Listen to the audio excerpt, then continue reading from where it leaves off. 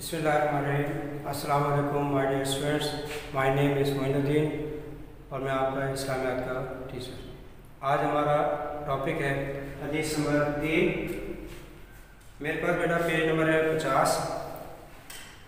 हदीस नंबर 3, खैरुकुम मन तअल्लमल कुरान व अल्लमहु। खैरुकुम मन तअल्लमल कुरान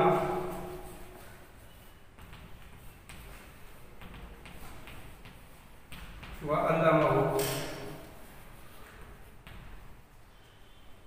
बेटा ये जो हदीस लिखी है और अरबी इबारत ये इसका मतन कहलाती है।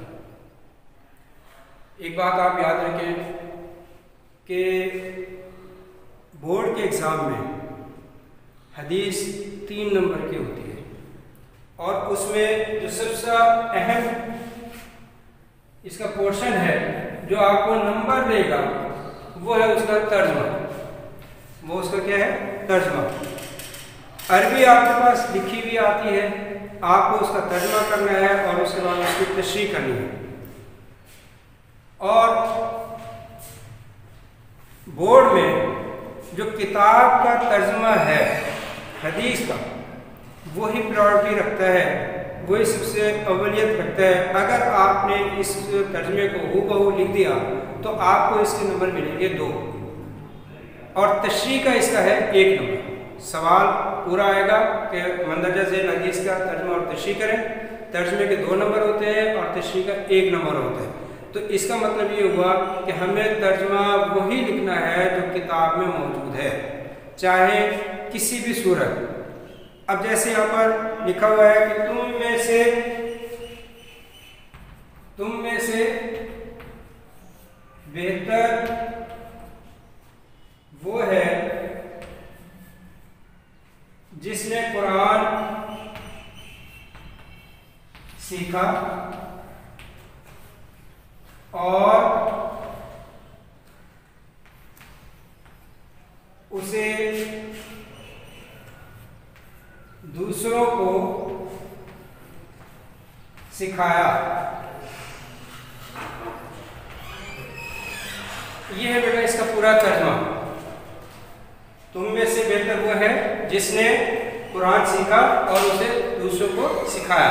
अब यहाँ पर मैंने किताब के मुताबिक तर्जुमा नहीं लिखा। इसमें क्या गलती की? यहाँ पर मैंने दूसरों को इर्द गिर्द जो है वो ब्रैकेट नहीं लगाई। अगर मैं ब्रैकेट नहीं लगाऊंगा तो फिर हो सकता है कि मुमतहिन इसके नंबर काट दे। तो इसलिए यहाँ पर इस बात को मद्देनजर ज़रूर रखना है कि जो चीज़ तर्जमे में दी हुई है वैसे ही लिखी जाए। अब इसके बाद क्योंकि हमने जो हदीस पढ़नी है इसमें 3, 4, 5, 6 लाइन्स होती हैं जो किताब में दी हुई हैं। इसके लिए हमें एक्स्ट्रा मवाद भी देना होगा। तशरीह करते हुए अगर आप वहीं से ही बात शुरू करें जहाँ से किताब ने शुरू की है और उसके बाद फिर वहीं पर इसका इख्तिताम करें जहाँ किताब वाले ने इसका इख्तिताम किया है, तो फिर आपकी वैलिड हो जाती है तशरीह। दरमियान में आप इससे मुताल्लिका कुछ कुरानी आयात, इससे मुताल्लिका कुछ अहादीस, इससे मुताल्लिका कोई भी एक्स्ट्रा मटीरियल जो है वो डाल सकते हैं, उसके आपका नंबर मिलता है। देखें एक बात याद रखें, first impression is the last impression. कि अगर आपने मुमतहिन को पेपर की प्रेजेंटेशन ऐसी दी कि जिसकी वजह से उसका दिल खुश हो गया तो फिर आपको नंबर वो खुल के देगा। और अगर उसने आपकी प्रेजेंटेशन अच्छा ना हुई तो हो सकता है कि वो आपके नंबर जो है वो बददिली के साथ और काटता रहे और आपके नंबर जो है खामखा कम हो जाए।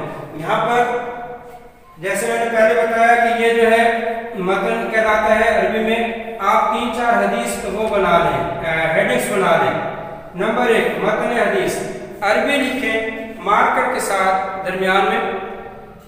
खैरुकुम मन तअल्लमल कुरान आपके पेपर में मौजूद होगी, आपने वहां से लिख लेनी है। उसके बाद दूसरी हेडिंग बनाए तर्जमे की। तर्जमा आपने हूबहू कौन सा लिखना है? किताब वाला। अगर आप इसके अलावा अपने वर्डिंग में लिखते हैं तो फिर मामला जो है खराब होने का चांसेस है। तीसरी हेडिंग आपने लिखनी है उन्वान की, कि आप इसका कोई उन्वान बना दें, इसका कोई मजमून बना दें।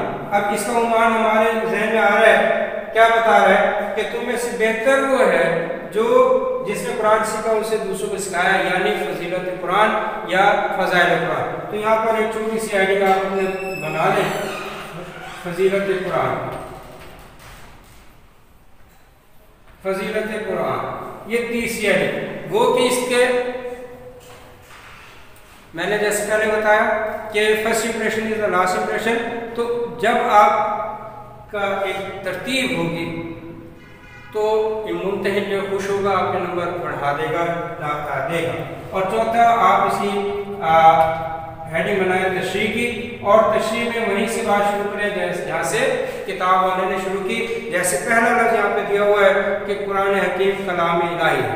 कलाम किसे कहते हैं? बात को, यानी कुरान जो है वो अल्लाह ताला की तरफ से नाज़िल शुदा है, अल्लाह ताला ने इसको नाज़िल किया है, अल्लाह ताला ने इसको महफूज किया है। और इसके बाद इसका आगे दिया है कि जिसका मौजू इंसान है। आप हेडिंग बनाते रहें, छोटी छोटी हेडिंग बनाते रहें, इसको तशरीह को मज़ीद बढ़ाते रहें। जैसे इसका मौजू क्या है? इंसान, यानी इंसान को मुखातिब किया गया बार बार कुरान मजीद में, या अय्युहन्नास, या अय्युहन्नास, या अय्युहन्नास। हाँ, जहाँ पर मुसलमानों को, मोमिनीन को मुखातिब किया गया वहाँ पे अल्फाज आ गए या अय्युहल, या अय्युहल्लज़ीना आमनू। ठीक है, तो इस तरीके से मौजू क्या है? इंसान। इंसान कैसे पैदा हुआ, इंसान की पैदाइश का मकसद क्या है, सारी बातें इंसान के मुतालिक। और इसके साथ साथ ये इसमें ना सिर्फ नमाज की, रोज़े की और बल्कि दूसरे अहकाम जो तफसील के साथ बयान किए गए, और इंसानी ज़िंदगी के तमाम पहलू, चाहे वो सियासत से मुतालिक है, चाहे वो मुआश के मुतालिक है, चाहे वो साइंसी है या मुआशरती है, उन सब के बारे में इसमें ताअबद यानी हमेशा हमेशा तक, क़यामत तक के लिए इसमें रहनुमाई मौजूद है। हमें हुक्मरानों को किस तरीके से सियासत करनी चाहिए, किस तरीके से हमें आवाम का ख्याल रखना चाहिए, इसमें मौजूद इंसान की पैदाइश कैसे हुई, इंसान को कैसे मुआशरे इख्तियार करना चाहिए, इसमें मौजूद, इसमें हम कैसे लोगों के साथ अखलाक के साथ पेश आए, किस तरीके से अपनी रोज़ी रोटी कमाएं, सारी चीज़ें इसमें मौजूद हैं। और इसी तरीके से साइंस भी इसमें बयान की गई है। कहीं पर बायोलॉजी की बातें हैं, कहीं पर जो है वो इनमें फ़ल्कियात बयान हुआ, कहीं पर इनमें अर्जियात बयान हुआ, हर चीज़ इसमें बयान कर दी। और बार बार कहा गया कि तुम ज़मीन में घूमो फिरो और इसकी चीज़ों को मुसख्खर करो।